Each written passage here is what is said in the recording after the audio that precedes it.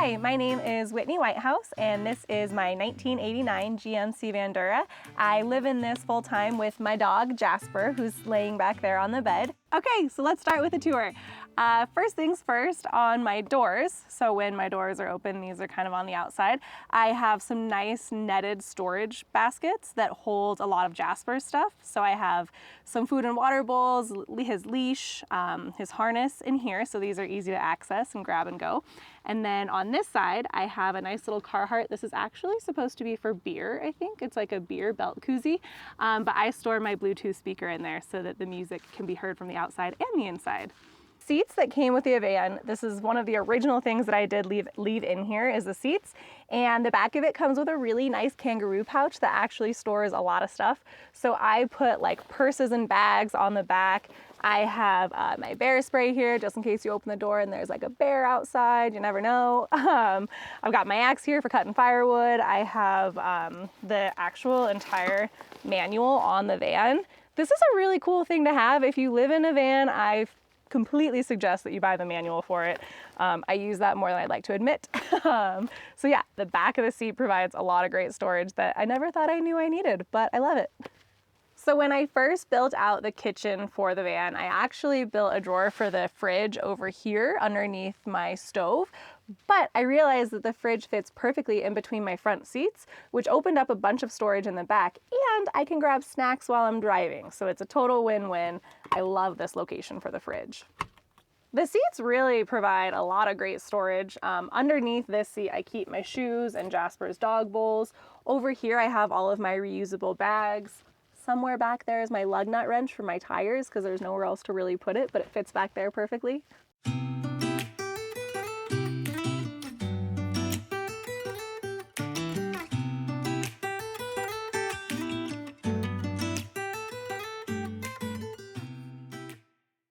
I was inspired to do van life many years ago. I was actually like flipping through Instagram and I came across a post from 2015.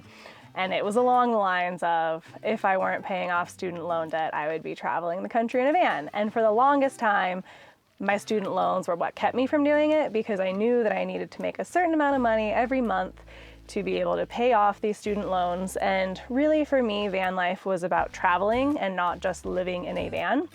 And so I didn't do it for the longest time, and finally, as I was approaching 30 years old, I knew that if I didn't do it soon, I wouldn't do it. And so finding the van was the big part. I found the van on Craigslist. I knew that I needed to find an affordable van, so this was something that I could buy outright. I don't owe monthly payments on it. So I got the van and then started converting it, and kind of how it all happened is I bought the van and I quit my full-time job. So ever since I graduated college, I have always had a full-time desk job, and I knew that that wasn't the life for me. I wanted to be more sporadic. I wanted to be more adventurous. I wanted to be able to travel more. And so bought the van, converted it, quit my job, and decided to pursue freelance photography on my own. At first, it was really hard, especially with the van breaking down and that taking up most of my savings to fix it. I thought that I wasn't going to be successful at it, but I just kept pushing forward, and here I am today. I am a freelance photographer living in my van, traveling, and it took a lot to get here, and I didn't think that it was going to happen, but I'm so happy that it did. Welcome to my kitchen. It is in very close proximity to my bedroom and my dining room, but it is its own space. The kitchen, I love how it's all laid out. It is kind of similar to how it was in the beginning, but I have the sink here with my faucet and my button for the water pump over there. I do have an electric water pump under, so it pumps water without having to use my foot or anything. I have a 2-burner stove, and then a lot of storage for my kitchen is actually in this top drawer right here. All of my utensils and random house things, and then I have more storage for pots and pans and other kitchen things down here. I keep my spices up on this little spice rack. I know a lot of people use magnets, but this is actually like screwed in, and you just undo the bottom part. My personal favorite part of the kitchen, and probably my van as a whole, is this wood piece in the back. This is actually made from or like 100% barn wood. And my friend Nate from Five Peaks Woodworks helped me make it. He let me use all of his tools in his shop, and I put it together, and the mountains that are on it are actually the Central Oregon mountains. So growing up in Central Oregon, I just have a love for our mountains. So this is Mount Bachelor, South Sister, Middle Sister, North Sister, and Broken Top. So I have a piece of home with me everywhere I go. Something that I really love about the kitchen is this adorable little dustpan. It actually is amazing for keeping your kitchen counters clean, and almost everyone that comes in the van compliments on it. Get yourself one of these. They're precious and useful. One really easy and efficient way to add storage is these like shelves that I put up. So this was not something that was originally in the van. I actually added them because there was a really ugly lip between the high top and the body of the van, and I needed to cover it up. And so I put the shelves in, and they store so much stuff. I keep a lot of food up here. I keep my tea up here. I keep lotion, hand sanitizer, soap. I keep all of my vitamins on this side. It's an amazing way to add a ton of storage, and if you have room for it, I would recommend adding one. So these upper cabinets, when there were upper cabinets in the van when I originally got it, but they were totally molded and falling apart. So my friend Colin from How We're Built actually built these like seamlessly perfect, beautiful cabinets, and they also store a ton of stuff. So up here I have all of my like getting ready female stuff. So my deodorant, toothbrush, toothpaste, contact solution. I keep everything in these bins so that stuff doesn't fly around when I open it or while I'm driving. It keeps it a lot more organized, even though it doesn't look super organized. I know where everything is. And then these closed bins over here are just backup stuff that I don't use quite as much, but that I still want to keep organized and all in one spot. This next one has plates.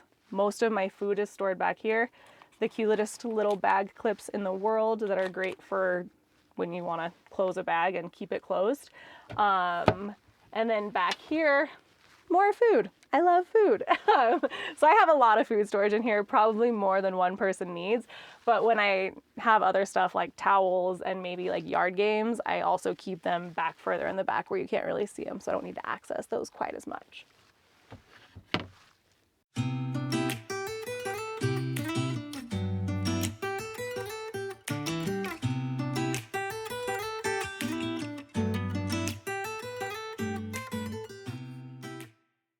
I am sitting next to some patches, and all of these mean a lot to me. They're some of my favorite places that I've been, but this Bureau of Land Management one has a very special spot in my heart. So when my van broke down, I broke down at a BLM state park, and I rolled in. I thought that my van was on fire. There was a lot of smoke. It turns out it was just steam coming out of the engine. And this older man named Bill came over and immediately started helping me. So he started trying to figure out what was wrong. He was pouring water in my radiator. He was doing anything and everything to try to help me get the van running. And he stayed with me all day to try to get the van running. And he was actually a ranger for the BLM. And so they didn't have any service out there. They didn't have cell phones. So we had to go to the BLM office to call a tow truck to get them to tow my van. And in the office, I saw a big BLM sign, and I was like, oh my gosh, I think that those are so cool. Like, that'd be so fun to have in the van, just kind of in passing. And I call a tow truck from their landline phone with the cord and everything, like hadn't used one of those in forever. And as I'm leaving, Bill comes up and he's holding this little BLM sign, and he hands it to me, and he says something along the lines of, when your van is running again, I want you to put this in here and remember this forever.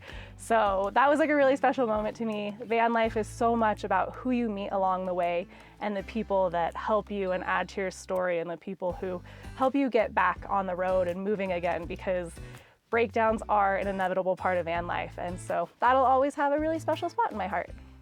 I was very excited to find out that my exact height and split board size fits perfectly from side to side in my van, so I can just store my split board up here when I'm not using it, which is amazing. And then back up above here, I have all of my bedding, as well as a little fold-out table that I use to work on when I do work in the van. So the bed of the van fits perfectly from end to end. I can lay completely across, and he takes up most of the bed, but we do both fit very nicely on here. When I got the van, the bed had the option to be bench seats, so you can take the middle part out and turn it into bench seats, but I just leave it as a bed all the time because I totally use the storage underneath the bed to put backpacks and different gear. So I just keep it as a bed all the time. I use the space down here.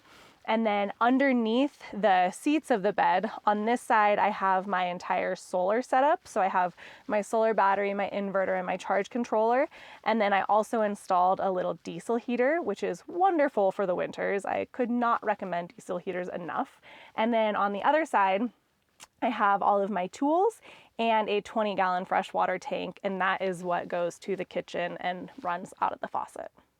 The back of the van. Originally, when I got the van, this section right here was a built-in toilet. Like, it had a whole toilet seat and it had a tank underneath. And I felt like I didn't need a toilet in here full time, so I ripped that out and put a cabinet in here. This created a lot more storage. And now I have a super, super nifty fold-up toilet for emergency situations. These are great. If you want to get one of those, just look into fold-up toilets. So that's what I have now. And then on this side, I have a closet. So I hang all of my jackets up here. My shoes are stored underneath. And then over here, I have a diesel tank for the diesel heater. Whenever I need to fill that up, I just open the back doors and fill that with diesel. And then, yeah, that's kind of what I have going on back here. Sometimes I'll store things in between that I don't need because they're out of the way. So right now I have my snowboarding boots and my backcountry bag back here. I have some notebooks and maps and some charging things up here because my charger is just on top of this cabinet, and that's where I plug my phone in and my watch in at night. On the back of the van, aka on the outside where the smell cannot get to the inside, I have a Trasharoo. This thing is amazing for keeping the smell of trash outside. So if I'm on a hike and Jasper poops and there's not a trash bin to put it in, I can just throw it right back here and store it outside of the van until I get to a trash can to throw it away in. So these things are amazing. I love it.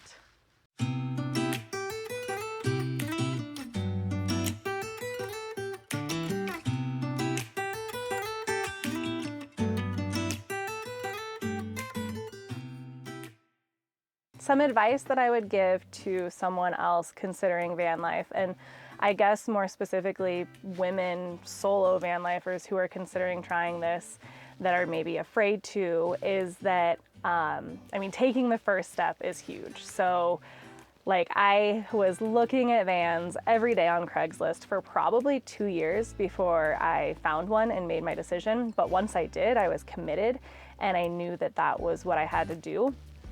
It's going to get really hard. You're going to run into a lot of obstacles. There are going to be points in the journey that you'll question yourself, that your friends will question you, that people will think maybe this isn't the right thing. But if it is truly what you want and you are sure that that's the route that you want to take and it feels right, then don't let anything stop you. Like when my van broke down, it would have been very easy to say, hey, this didn't work, this isn't the right option for me, but instead I had my stepdad help me and we rebuilt the entire engine together, and we put together basically a new van mechanically, something that I had never done before, never thought I could do, never considered being an option, but found a way to make it work. So I think that just having the perseverance and not giving up when things get tough, because things will inevitably get tough, they always do.